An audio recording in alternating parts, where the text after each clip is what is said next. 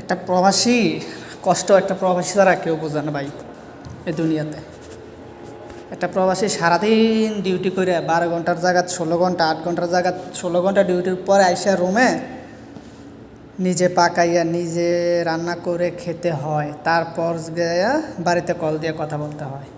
আর বাড়ির মানুষ মনে করে কি এইখানে বসে থাকি আমরা, বা প্রবাসীরা বসে থাকে, তাদেরকে সময় দেয় না। কাজের ফাঁকে ফাঁকে কয়েকবার কল দেওয়া পরে, আর না হলেও দেওয়া পড়ে না।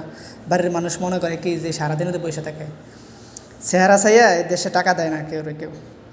এই দেশের টাকাটাতে দিব 800 রিয়েল, 1000 রিয়েল, 2000 রিয়েল, সারাদিন কাজ করে তারপর টাকাটা দেয়। যে টাকা দিব এই টাকার থেকে পরিমাণ কাজ করাইয়ে তারপরে টাকা দিব, নাহলে টাকাটা দিব না। প্রবাসীরা হাজার কষ্টের পরও একটা মিথ্যা কথা বলে যে আমরা ভালো আছি বাড়িতে ফোন দিলে। না খাইলেও বলে খেয়েছি, খাইলেও বলে খাইছি। একটা মিথ্যা কথা প্রবাসীরা বলে।